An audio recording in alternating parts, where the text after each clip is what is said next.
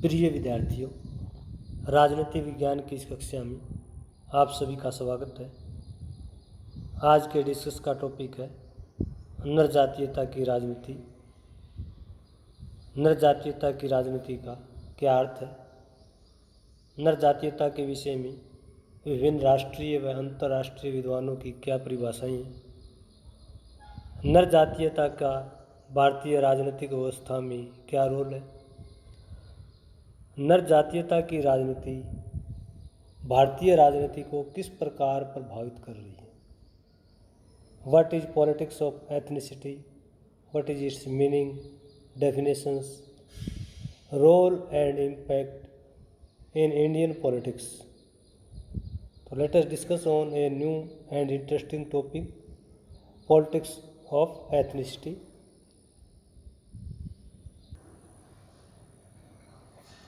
जातीयता, सजातीयता या नरजातीयता की भूमिका, रोल ऑफ एथनिसिटी। भारत एक विशाल विविधताओं वाला देश है। स्वतंत्रता से पूर्व यहाँ अनेक नरजातीय समूह विद्यमान थे। स्वतंत्रता के पश्चात 1950 में भारत का संविधान लागू हुआ। संविधान में भाषाई, धार्मिक, सांस्कृतिक व जनजातीय अल्पसंख्यक समूहों को समाज की मुख्य धारा में शामिल करने के लिए संरक्षण प्रदान किया गया।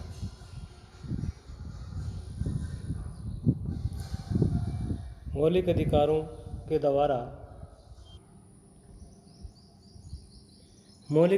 के द्वारा समाज के सभी नागरिकों को समान विकास के अवसर प्रदान किए गए। लेकिन संविधान क्रियान्वयन के इतने वर्षों के बाद भी भारत में भाषाई, सांस्कृतिक एवं जनजातीय आधार पर नरजातीय समूहों का अस्तित्व है। स्वतंत्रता के पश्चात से ही भारत में 1956 में भाषा के आधार पर राज्यों का पुनर्गठन किया गया। परिणाम स्वरूप एक विशेष प्रांत में विशेष भाषाई लोगों का प्रभुत्व कायम हुआ और अल्पसंख्यक भाषाई व जनजाति के नरजातीय समूह का उदय हुआ।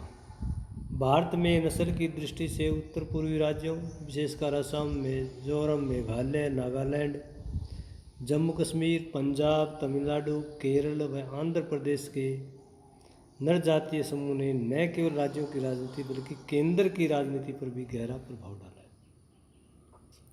अब प्रश्न उठता है कि नरजातीयता क्या है? नरजातीयता को कैसे परिभाषित करें? नरजातीयता सामान्य शब्दों में नर यानी मनुष्यों की एक जाति है और एक नरजातीयता का अर्थ एक ऐसे समूह से है जो साझी भाषा, संस्कृति, इतिहास, वंश, कर्म, मातृभूमि के आधार पर से जनसंख्या से अलग दिखाई देता है। नरजातीय समूह की विशिष्ट सांस्कृतिक विशेषताएं और प्रवृत्तियां उसे समाज के अन्य समूह से अलग करती हैं। नरजातीय समूह में कुछ ऐसी विशेषताएं होती है जो उसे अन्य समाज से अलग करती है।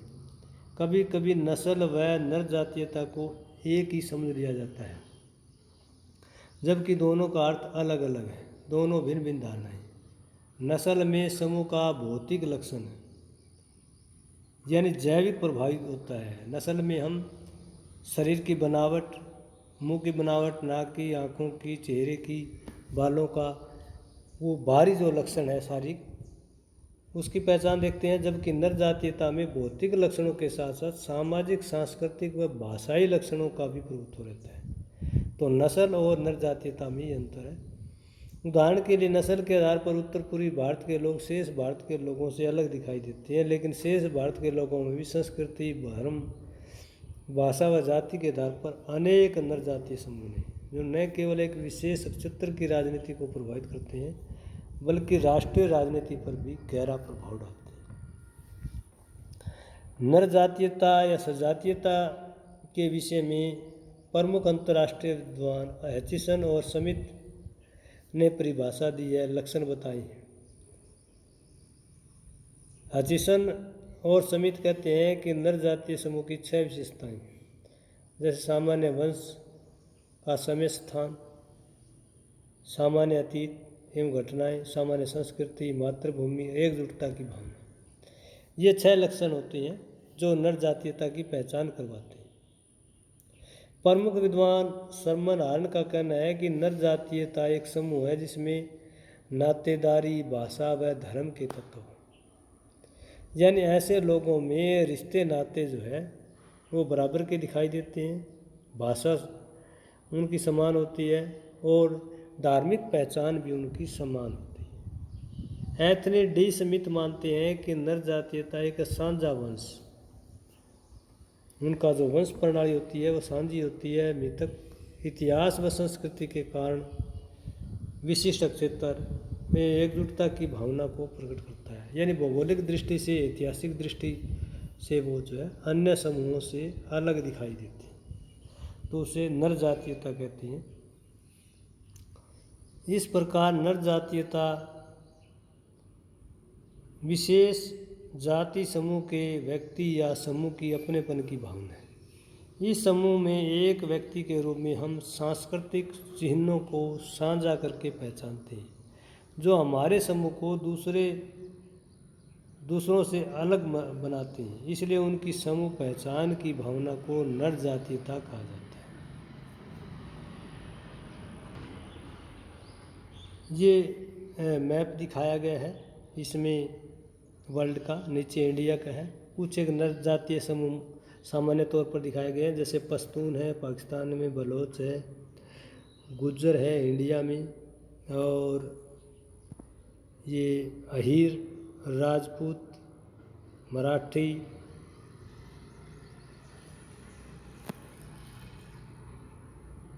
अलग अलग प्रकार के समुदाय जो है इसमें दिखाए गए हैं। नर जातीयता ऐसे क्षेत्रों के लोगों की न केवल शारीरिक पहचान अलग होती है बल्कि सांस्कृतिक पहचान भी हमें अलग दिखाई देती है।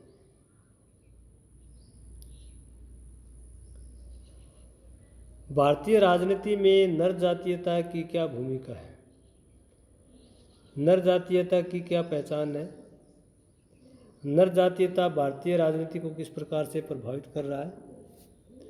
नर जातीयता की भावना स्वतंत्रता से पूर्व की भी रही है। संविधान में अनेक संरक्षण प्रदान करने के उपरांत भी देश की विविधताओं के कारण अनेक नर जातीय समूह की राजनीति में स्पष्ट छाप दिखाई देती है। नर जातीय समूह राष्ट्रीय, प्रांतीय, स्थानीय राजनीति में अपनी पहचान बनाए रखने के लिए राजनीतिक गतिविधियों में हमेशा सक्रिय रहती है। भाषाई, सांस्कृतिक, जातीय, धार्मिक आधार पर अलग अलग पहचान वाले नर जातीय समूह की भूमिका को निम्न प्रकार से समझा जा सकता है। यानी एथनिसिटी का भारत में क्या रोल है? उत्तर पूर्व के लोग दिल्ली में आते हैं, दिल्ली के लोग उत्तर पूर्व में जाते हैं, तो कई प्रकार की जो सांस्कृतिक पहचान है वो स्पष्ट रूप से दिखाई देती है। उनके साथ जिस तरह से अलग से व्यवहार किया जाता है वो एक प्रकार से नर जातीयता की पहचान की राजनीति है। नर जातीयता की अगर भूमिका देखें तो भाषा आधारित राज्यों की संरचना है। भारत में 1956 में भाषा के आधार पर राज्यों का पुनर्गठन किया गया। भाषा के आधार पर राज्य गठन से भाषाई अल्पसंख्यक समूह अस्तित्व में आई। भाषा के आधार पर भाषाई बहुसंख्यक समूह द्वारा भाषाई अल्पसंख्यक समूह की अनदेखी की गई। उदाहरण के लिए भाषा व संस्कृति के आधार पर तमिलनाडु में पेरियार व अन्नादुरई ने हिंदी भाषी व हिंदू ब्राह्मणों के प्रभुत्व को समाप्त करने के लिए डीएमके की स्थापना की। यही कारण है कि तमिलनाडु की राज्य राजनीति में डीएमके और एआईडीएमके का ही राजनीतिक वर्चस्व कायम है, जबकि दोनों प्रमुख राष्ट्रीय दलों इंडियन नेशनल कांग्रेस और भारतीय जनता पार्टी का बहुत ही सीमित प्रभाव है। 2014 के लोकसभा चुनाव में तमिलनाडु में लोकसभा की कुल 41 सीटों में 39 सीटें एआईडीएमके को प्राप्त हुई, जबकि इंडियन नेशनल कांग्रेस देश की सबसे बड़ी और पुरानी पार्टी है, उसको पूरे देश में 48 सीटें प्राप्त हुई। तो ये एक नर जातीयता की ही राजनीति है कि एक रीजनल पार्टी को 41 में से 39 स्थान प्राप्त होते हैं और एक राष्ट्रीय पार्टी को 543 में से केवल 48 स्थान प्राप्त होते हैं। दक्षिण व उत्तर पूर्व भारत में नर जातीयता के कारण ही क्षेत्रीय दलों का अस्तित्व कायम है। नर जातीयता की पहचान है कि अभी मणिपुर के अंदर जो हिंसा चल रही है, आगजनी चल रही है, उसमें कुकी और मैतेई समुदाय के बीच जो टकराव का जो कारण है, उसमें भी एक प्रकार से हमें नर जातीयता दिखाई देती है। कुकी और जो मैतेई समुदाय है, उनके आचार विचार संस्कृति में काफ़ी अंतर दिखाई देता है। तो एक प्रकार से नर जातीयता की जो राजनीति है वो भारतीय न केवल राज्यों की राजनीति को प्रभावित करती है बल्कि केंद्र की राजनीति को भी प्रभावित करती है। स्वतंत्र राज्यों की मांग के रूप में अगर हम देखें तो 1966 में भाषा के आधार पर पंजाब से हरियाणा का अलग हुआ। 1966 से 1990 तक पंजाब के प्रभावशाली लोगों ने धर्म, भाषा, संस्कृति की पहचान के आधार पर खालिस्तान आंदोलन चलाया। पंजाब में स्वतंत्र खालिस्तान की मांग उसे भाषाई, धार्मिक, सांस्कृतिक आधार पर Khalsa, Khalistan commando force, Babbar Khalsa, Khalistan commando force, Sikh for justice इत्यादि अलगाववादी संगठनों ने पंजाबी समूह को एक अलग नर जातीयता की पहचान दी। पंजाबी संस्कृति पर आधारित नर जातीय समूह ने न केवल पंजाब की राजनीति बल्कि हरियाणा, चंडीगढ़, हिमाचल प्रदेश व राष्ट्रीय राजनीति को भी प्रभावित किया। तमिल लोगों ने भी भाषाई व संस्कृति की अलग पहचान कायम रखने के लिए नर जातीय पहचान की ही राजनीति की।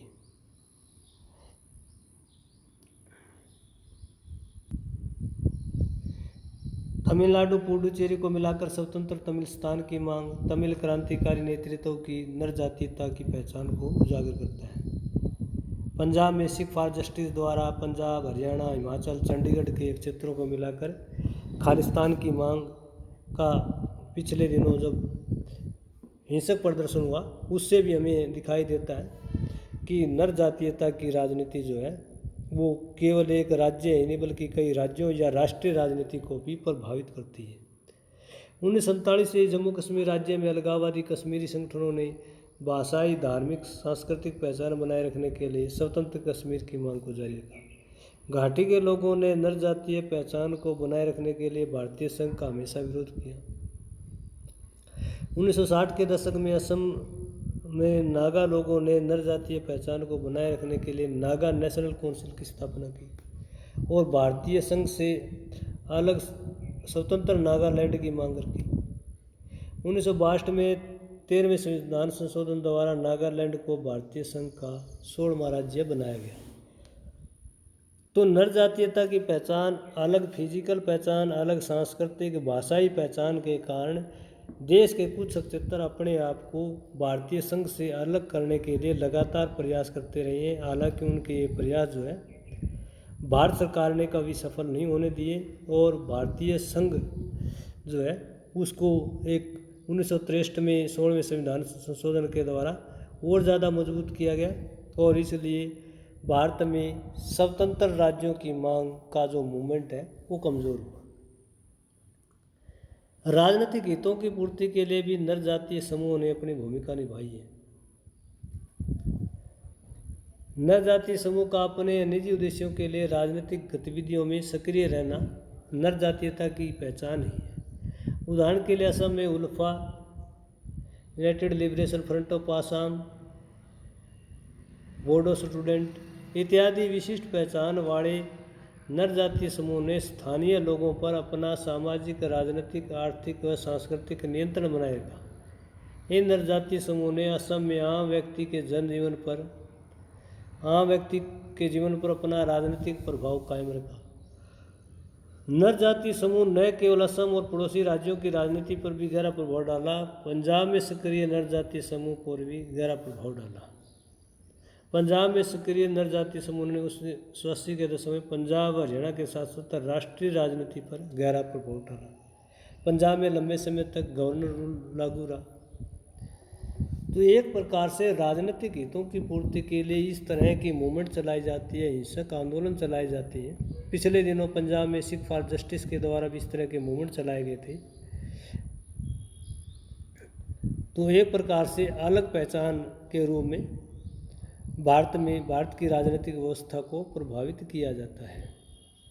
संवैधानिक व्यवस्था के रूप में देखें तो नर जातीय समूह ने देश के संविधान निर्माण पर भी प्रभाव डाला है। स्वतंत्रता के पश्चात संविधान सभा द्वारा संविधान का निर्माण किया गया। विभिन्न जातीय समूह ने अपने अपने संवैधानिक हित के लिए संविधान में अनेक संरक्षण प्राप्त की। देश में लंबे समय से अनुसूचित जातियों और जनजातियों के पिछड़ेपन को दूर करने के लिए संविधान में आरक्षण की व्यवस्था की गई। डॉक्टर अंबेडकर ने समाज के इन लोगों को मूल निवासी बताया और हजारों सालों से पिछड़ा बताया और इनके आरक्षण की वकालत की। समाज के इन कमज़ोर लोगों को समाज की मुख्य धारा में शामिल करने के लिए सरकारी नौकरियों व विधायिका में आरक्षण उपलब्ध करवाया गया। संवैधानिक व्यवस्थाओं ने एक प्रकार से समाज के इन कमज़ोर वर्गों की एक अलग नरजातीय पहचान दी है। नरजातीयता की पहचान हम विविधता में राष्ट्रवाद के रूप में देखते हैं। भारत में रहने वाले सभी 28 राज्यों व 8 केंद्र शासित प्रदेशों के नागरिक अपने अपने दृष्टिकोण से राष्ट्रवाद की परिभाषा देते हैं। भारत के प्रत्येक राज्य में नरजातीयता पाई जाती है, जो न केवल उस राज्य की राजनीतिक प्रक्रिया को प्रभावित करता है बल्कि राष्ट्रीय राजनीति पर भी गहरा प्रभाव डालता है। राज्यों में व्याप्त भाषाई, जातीय, धार्मिक, सांस्कृतिक विविधताएं राष्ट्रवाद के लिए अलग अलग प्रतिमान स्थापित करती हैं।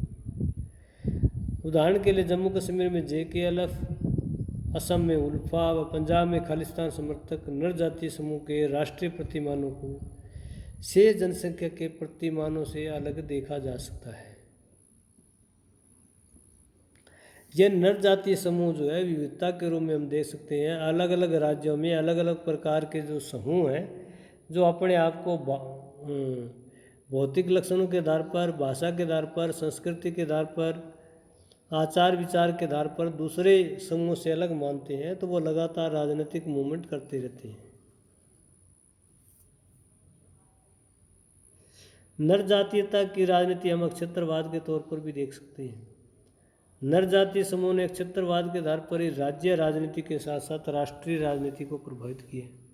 उदाहरण के लिए आंध्र प्रदेश में तेलंगाना राष्ट्र समिति ने लंबे समय से तेलंगाना राज्य की मांग का निरंतर संघर्ष जारी रखा।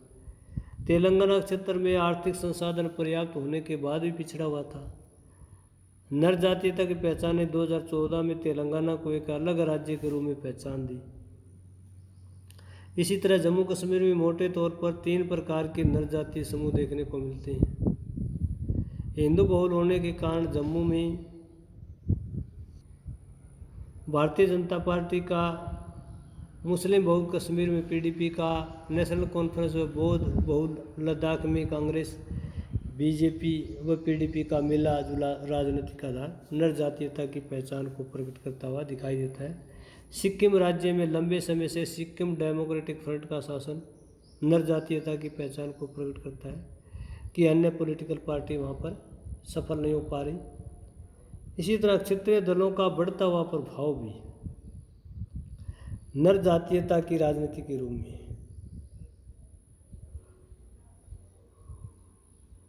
अक्षत्रिय राजनीतिक दल न केवल किसी क्षेत्र या राज्य विशेष की राजनीति को प्रभावित करते हैं बल्कि ये राष्ट्रीय राजनीति पर भी अमिट छाप छोड़ते हैं। जैसे उदाहरण के लिए तमिलनाडु में DMK व अन्ना DMK, पंजाब में अकाली दल, जम्मू कश्मीर में PDP व नेशनल कॉन्फ्रेंस, पश्चिम बंगाल में तृणमूल कांग्रेस, महाराष्ट्र में शिवसेना, कर्नाटक में जनता दल, बिहार में राष्ट्रीय जनता दल, लोक जनशक्ति पार्टी, आंध्र प्रदेश व तेलंगाना में TDP और TRS,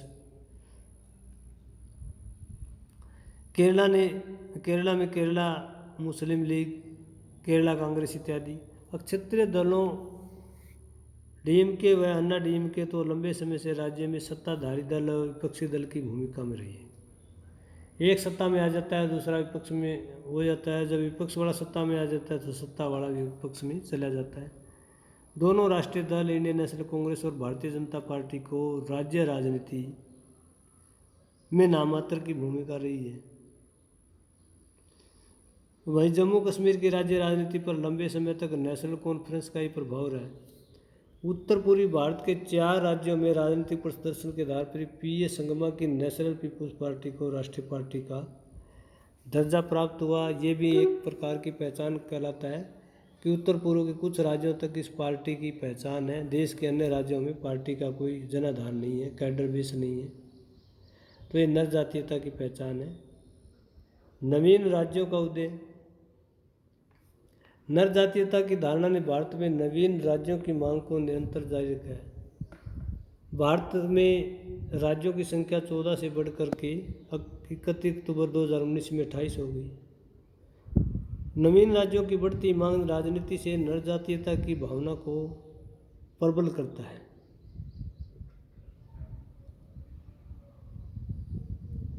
उदाहरण के लिए उत्तर प्रदेश पुनर्गठन, मध्य प्रदेश पुनर्गठन व बिहार पुनर्गठन विधेयक से 3 नए राज्य उत्तराखंड, छत्तीसगढ़ व झारखंड अस्तित्व में आए। आंध्र प्रदेश पुनर्गठन से तेलंगाना राज्य अस्तित्व में आया। इसके बाद भी भारत के कई राज्यों में भाषाई नर जातीय समूह व सांस्कृतिक नर जातीय समूह के नवीन राज्यों की मांग के लिए संघर्ष जारी रखा हुआ है।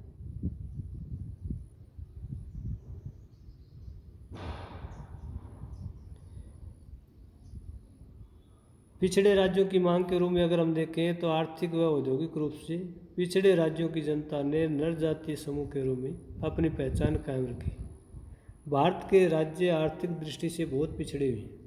पिछड़े राज्यों में भाषाई, धार्मिक, सांस्कृतिक विभिन्नताएं होते भी विकास के आधार पर नर जातीयता की भावना को प्रकट करते हैं।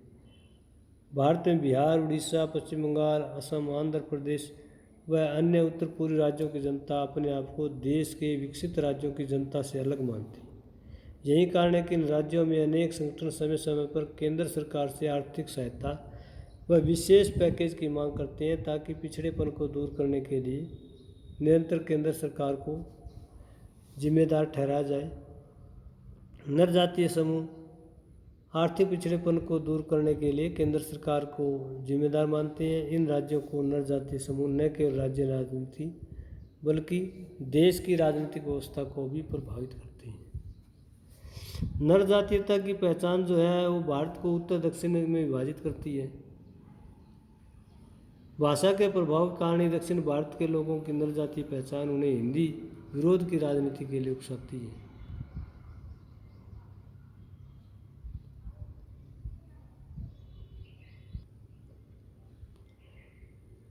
उत्तर भारत के लोगों का राष्ट्रीय राजनीति पर प्रभुत्व है, ऐसा दक्षिण भारत के लोगों का मानना है। दक्षिण भारतीय लोगों का यही मानना है कि ज़्यादातर प्रधानमंत्री उत्तर भारत से, इसलिए दक्षिण भारत के नेता हिंदी विरोध की राजनीति करके अपने क्षेत्रीय व राष्ट्रीय हितों की पूर्ति में लगे रहते हैं। दक्षिण भारत के राजनीतिक दल, संगठन, भाषाई समूह अपने क्षेत्र में अंग्रेजी भाषाओं के अध्ययन अध्यापन पर बल देते हैं। भाषाई नर जातीय समूह अपने अपने भाषाई क्षेत्र में संघर्ष करने के साथ सामूहिक रूप से दक्षिण भारतीय समूह भाषाई समूह ने राष्ट्रवाद के प्रतिमान अपने अपने ढंग से स्थापित किए।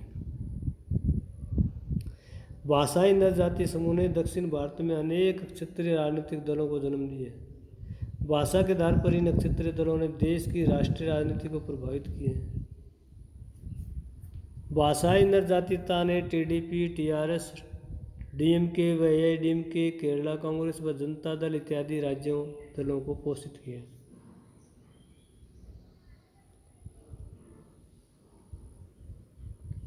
नर जातीयता की राजनीति हमें जातीय नस्लीय भेदभाव के रूप में दिखाई देती है। एक नस्ल के लोग दूसरी नस्ल के लोगों के साथ दुर्व्यवहार करते हैं। ये विदेशों में भी है और भारत में भी। उदाहरण के लिए दिल्ली में उत्तर पूर्वी भारत के लोग अपने विशेष नस्ल के कारण दुर्व्यवहार का शिकार होते हैं। उन्हें राजधानी में कई बार मानसिक प्रताड़ना झेलनी पड़ी। यहाँ तक कि शिक्षण संस्थाओं में भी भारत के लोगों द्वारा उन्हें एक विशेष नस्ल के रूप में देखा जाता है। नस्लीय भेदभाव का यह उदाहरण एक तरफा नहीं है बल्कि दोनों तरफ है। शेष भारत के लोग भी जब उत्तर पूर्वी राज्यों में जाते हैं तो उनके साथ नस्लीय दुर्व्यवहार होता है। नस्लीय दुर्व्यवहार की ऐसी घटनाएं नर जातीय धारणा को बल प्रदान करती हैं। नस्लीय दुर्व्यवहार एवं नस्लीय हिंसा ने उत्तर पूर्वी भारत के राज्यों की राजनीति को प्रभावित किया है।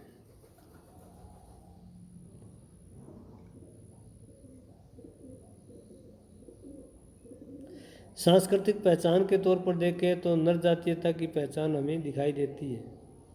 सांस्कृतिक विविधताएं देश में नर जातीय समूह को संघर्ष करने का मार्ग प्रशस्त करती है। एक क्षेत्र विशेष की संस्कृति के नर जातीय समूह दूसरे क्षेत्रों के नर जातीय समूह की संस्कृति से श्रेष्ठ मानते हैं। उदाहरण के लिए उत्तर भारत के राज्यों में जहाँ राम की पूजा होती है, वहीं दक्षिण के भारतीय राज्य तमिलनाडु में राम की प्रति श्रद्धा नहीं दिखाई जाती, बल्कि रावण के प्रति। पंजाब में पंजाबी संस्कृति को वह अन्य धर्म की संस्कृति से श्रेष्ठ माना जाता है। यही कारण है कि पंजाब में हिंदू नर जातीय समूह के साथ सिखों का संघर्ष होता है। संस्कृति के आधार पर निर्मित नर जातीय समूह में टकराव बना रहता है और यही टकराव राज्य राजनीति और अंतर्राष्ट्रीय राजनीति को प्रभावित करता है। तो नर जातीयता की राजनीति से संबंधित आज का ये वीडियो लेक्चर आपको कैसे लगा कमेंट करके ज़रूर बताइएगा। अगर ये लेक्चर पसंद आता है तो इसे लाइक कीजिए, अपने मित्रों के साथ शेयर कीजिए और मेरे इस YouTube चैनल को सब्सक्राइब करना न भूलिए, ताकि आने वाली हर नई और इंटरेस्टिंग वीडियो आप तक आसानी से पहुंच सके। धन्यवाद।